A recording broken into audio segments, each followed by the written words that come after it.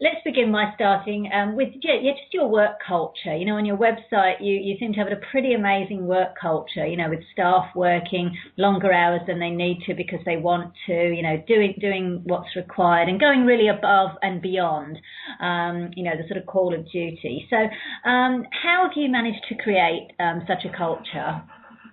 Well, I think part of the answer is to have people who stay with you and work for a long time. You know, they stay more years. If they don't take on a particular responsibility, it's going to fall to someone else, and I guess it relates to care for other people. But how do you kind of get that into, because I'm sure all companies would ideally like that, but actually implementing it is a different matter. So, I mean, have you got some kind of systems or in place to ensure that, you know, people do get into that culture rather than just, you know, as they do in some companies, going along and it's just a job and they do the minimum possible to get their pay and off they go? Have you got any sort of, you know, systems or something that you do to actually, you know, really ensure that they are part of that culture and do take that on board? You know, I don't think there's any anything in particular that we've done that sets out to school people in some particular way to achieve that objective.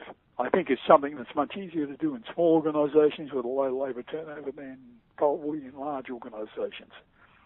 If people enjoy their job, it's easier for them to behave in that sort of way.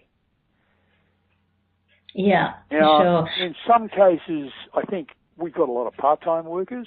You know, we've got the equivalent of 10 full-time employees, but our employment runs to 50 or 60 people, you know, in the harvest season. You can't do the same thing with people who are working for you over 6 or 8 weeks as you can with people who are staying with you for years, but to some extent you can. And I think people do get used to the environment and the way they're treated and the expectations, and we do see improvement in the short time, even with pickers and pruners.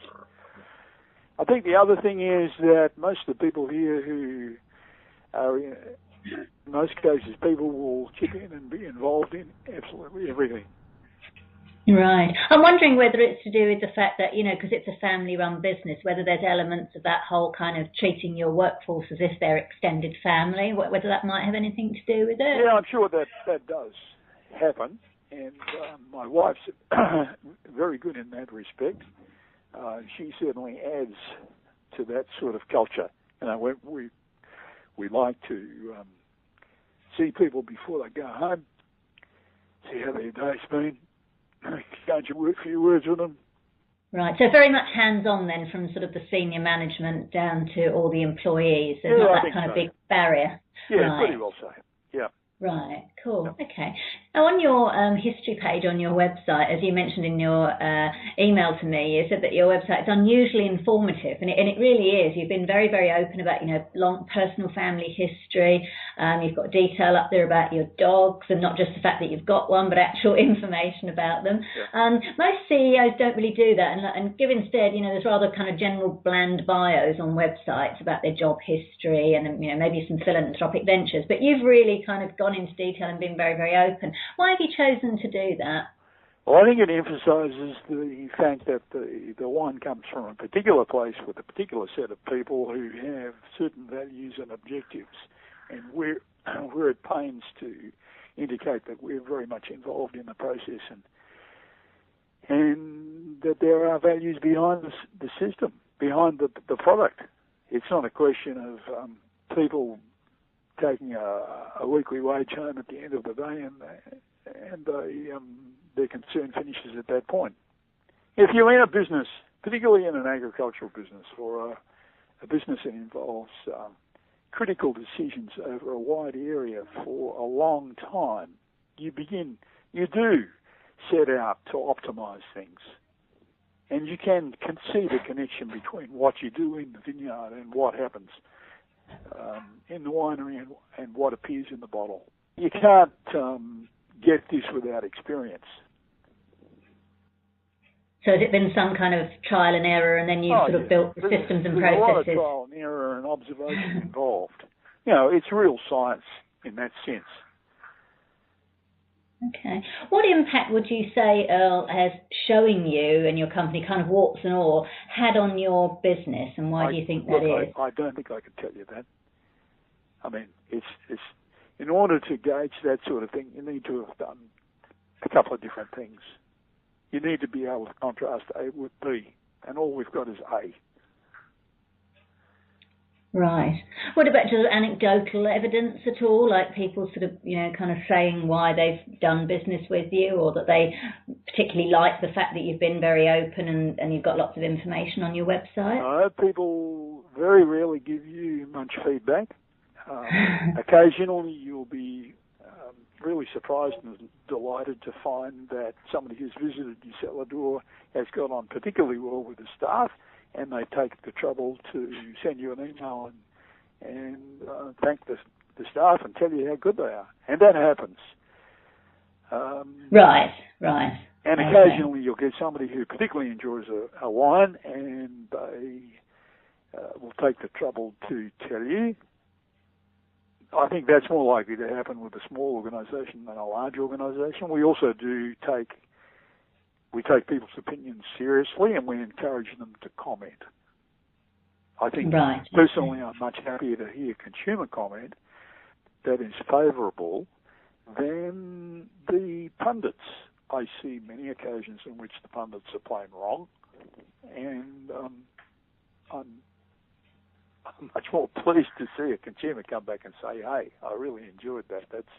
That's uniquely different and better." Right. And I guess the proof of the pudding is kind of in the eating, or in this case the drinking, in that you're obviously a successful company and people are buying your wines. Yeah. Oh, it can always be better. It's a really tough industry. The wine industry at the moment, it's a victim of gross overproduction. Right. Okay. And it's very difficult to make headway in the retail market, the distant retail market, because it's dominated, I think, 70% by two very large organisations, Woolworths and Coles, and they tend to prefer to deal with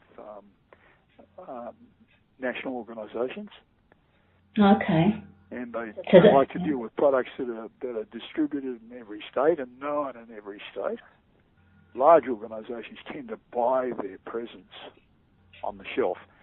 In the actual shop, the person doing the serving knows very little about the product, and it's just a classic supermarket thing. You've got to put the cash register and you walk in and make your choice and take it through the cash register, and the person at the cash register is basically qualified to simply take your money. That's right, yeah. So I suppose that's your point, well, one of your points of difference then is that people can really find out a whole lot more about what they're drinking. Well, the website helps them there, and we've set out to make the website as comprehensive as possible, partly because I quite enjoy writing and documenting things.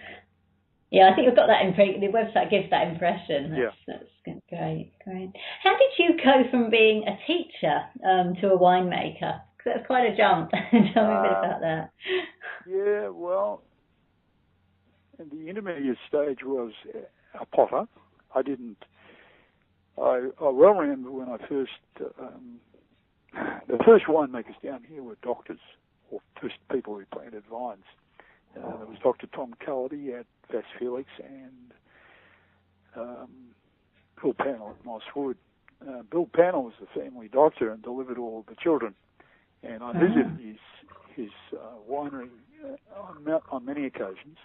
He had no cellar door, so it was basically a production facility and a vineyard. And I expressed my intention to get involved in the industry, and he said, look, this is a very expensive industry to get into, and the sort of people who can do it have got big incomes. And why don't we go and talk to Tom Cullity? And so we went around to Tom Cullity, and he said exactly the same thing. He said, look, you're pushing shit up here with a pointy stick trying to get involved here. But In actual fact, you can do a heck of a lot if you're a worker. You can exchange work for.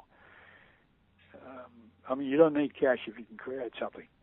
If you can work with cheap raw materials and turn them into an end product, and that's been my philosophy in practice through my entire working life.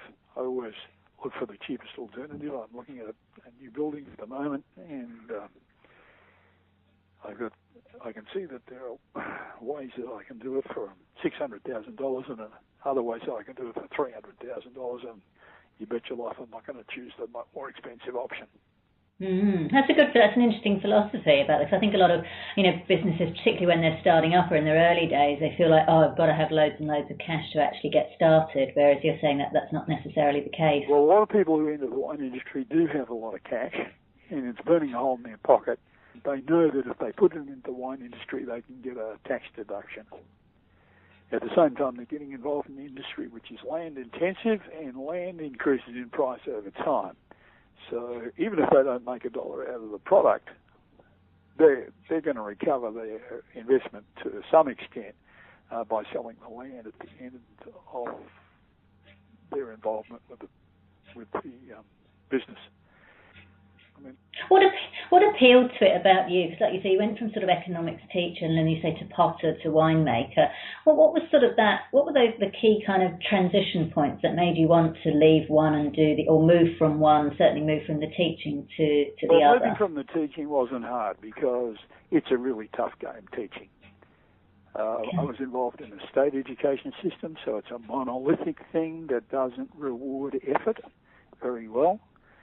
It gives you time, which outside school hours, you've got daylight hours. Often you'll go back to, more often than not, in fact, you go back to work after dinner because you're preparing lessons and marking work. But you might have from 4 o'clock until 7 o'clock in daylight hours to get involved in something else, which can be, if you're involved in sport, plenty of opportunity there. If you've got a hobby or something that you're pursuing, you've got a chance to get involved there, and I took full advantage of that. But I could see that when I looked around the staff room and saw the guys of 40 and 50, I could see a lot of long faces. I could see that I was not going to be a happy chappy if I stayed there for my entire working lifetime. And it seems you're quite creative. You've got quite a creative spirit about you. So, as you say, you went into pottery and now wine making, which is a form of art and science, I guess. Yeah, there's a bit of a mixture of both involved. Okay. What lessons or kind of learning curves from your experiences from your time as an economics teacher, if any, have been valuable for you as a CEO? My study in economics at the time that I did it was very much theoretical stuff. The nature of the economy, macroeconomics, microeconomics, the nature of the firm, perfect competition. It was more about does the economic system work to the advantage of the consumer, to the producer, to society as a whole, than creating a business. Even at that stage, there was a distinction between economics per se and commerce. And if you were going to get involved in business, you did commerce, which involved a certain amount of accounting and business law and probably a heap of stuff, management type stuff that would equip you to do well in business. Whereas economics was a theoretical discipline where you looked at the difference between capitalism and socialism and the role of government and stuff like that. And it more fitted you to be a social studies teacher where you could engage students in a discussion of what is democracy, what is participation, what is fair, what is unfair, what is exploitation, does society work for the general good and stuff like that. Broad brush stuff. Right. Not so much. It wasn't going to help me at all in terms of creating a business. What about from a values-based perspective? Values, yeah, for sure. Absolutely. I mean, if you are interested in economics, you are very much interested in whether the system is working to the general good.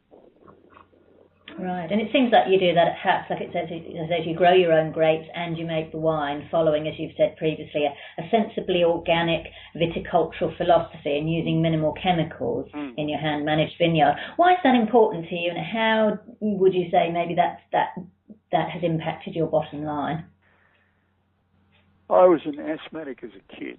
I'm allergic to sulfur dioxide.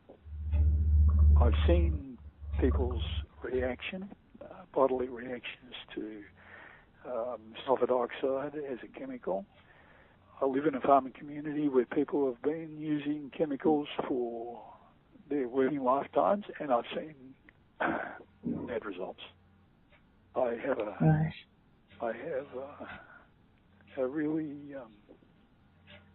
a determination to try and keep the chemicals out of the business if I can, as much as I can, because I think to work naturally, to examine the task from the point of view of how can I do this without the use of some sort of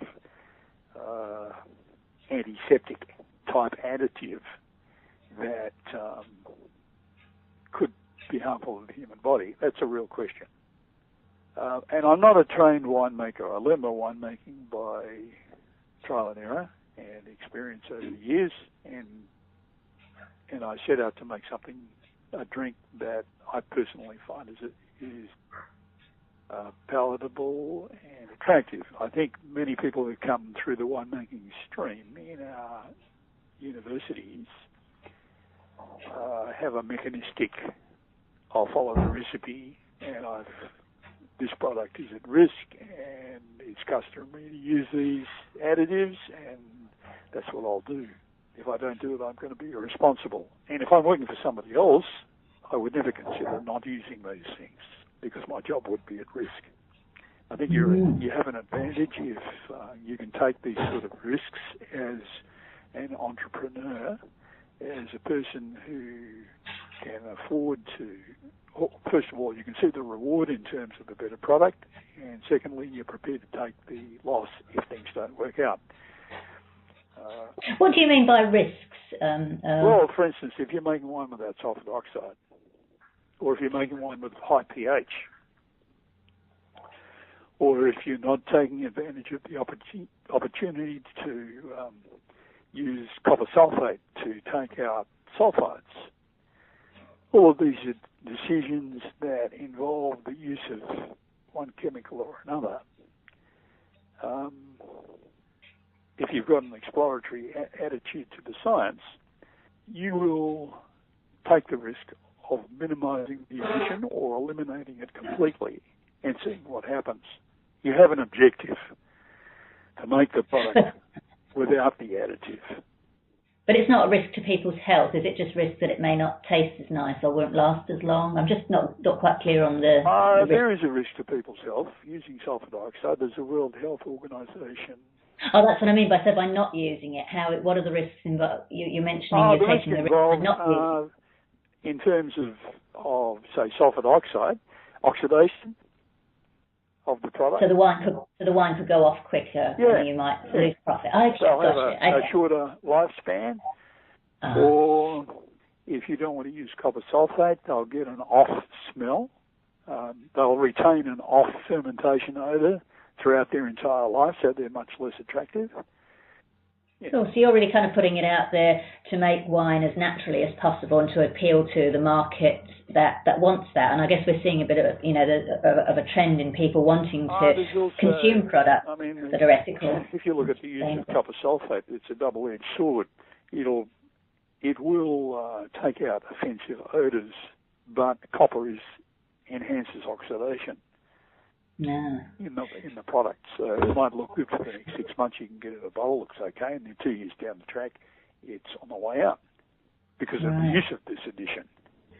So, I mean, what are your thoughts on, because it's interesting, this whole concept, which is what we're trying to cover, I guess, in the magazine, is that, putting forward the idea and finding evidence for, whether anecdotal or otherwise, that, providing ethical and sustainable, as much as you possibly can, solutions, it is actually you can be a successful business and do that, and it doesn't necessarily have to be super expensive, and you can still make a profit. So what's been your experience? I guess the fact that you've been in business this long kind of speaks for itself, but just wondered if you had some thoughts along those lines. Well, I don't think it's that unusual, really, to be ethical in business. I don't see a lot of evidence of people being unethical. I mean, there are some outstanding examples, and we look for them all the time, and they tend to be well publicised in the newspapers. But my impression is that many very successful people have also high standards in terms of personal behaviour. So as far as you're concerned, it is possible to be ethical and sustainable and have a good profit? I think they all go together quite nicely. Cool. What advice would you give other businesses seeking to run their operations as ethically and sustainably as they can? I think the desire to do it comes from within. It's something that comes from your family culture. This is what you absorbed from your parents and your teachers, but more particularly your parents, I would think. I think it's a natural evolution. I'm an optimist about human welfare and progress. I think we are much better off today than we were 100 years ago in so many different aspects, including the inclusiveness of our societies. Sure. I guess when you mentioned about, you're one of the companies that's taking a risk, whereas some of the other, bigger companies are not necessarily doing that, so they are adding the additives, etc. Well, some of the areas that we have explored are no longer our exclusive province.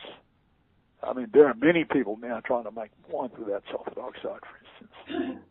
Right. To the extent they'll do that, they'll learn successfully. They will have to have learned many of the techniques that we employ in order to be successful. So you've been a kind of pioneer in this area. Consumers are demanding healthier products. I mean, there's also the charlatans out there who will seek a marketing advantage by calling themselves clean and green and organic. Yeah. I think there was a case last week where a company called to account for false advertising in that respect.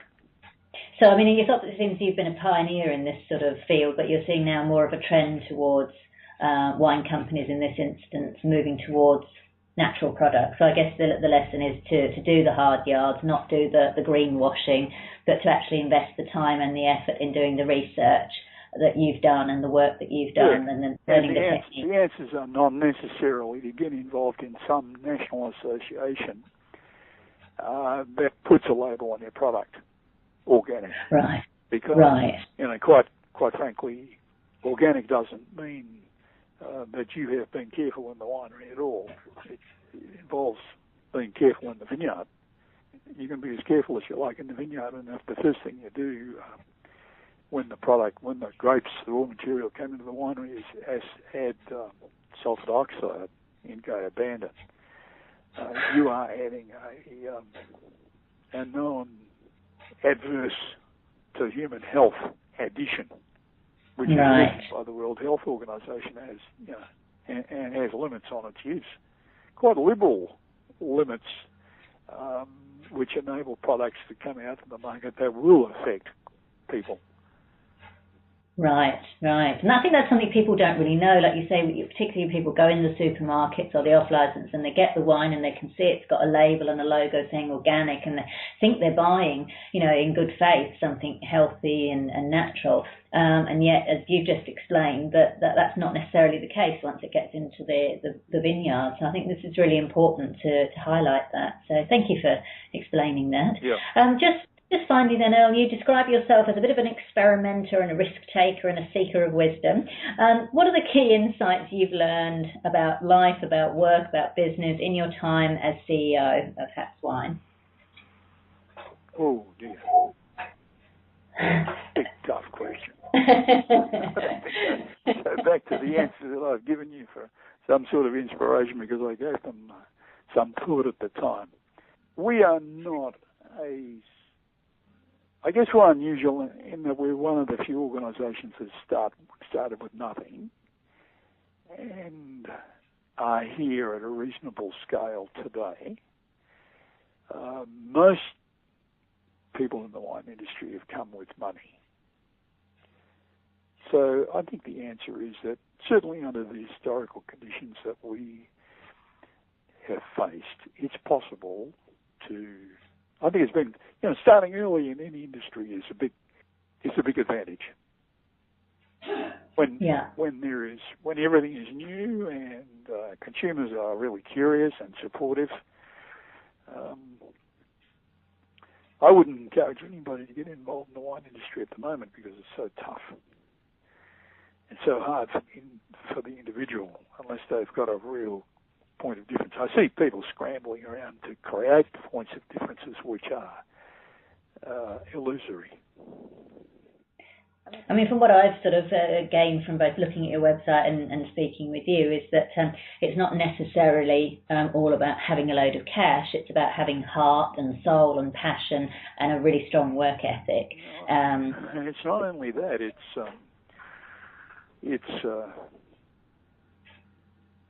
you can't plant grapes on any old bit of land and get a good result. It doesn't matter how clever you are, how much water you've got, how much work you put into it. There are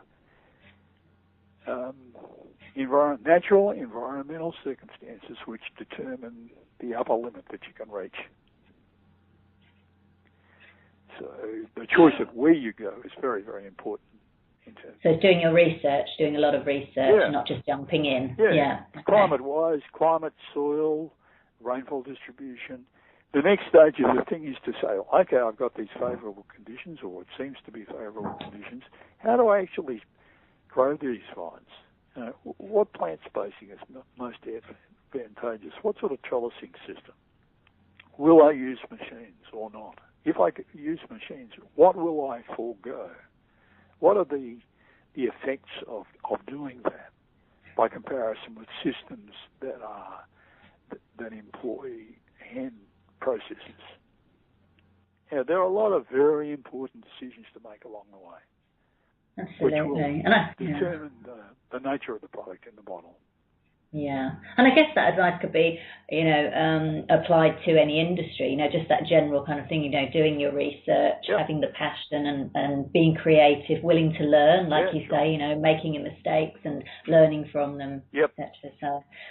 So thank you so much for talking with me today. It's been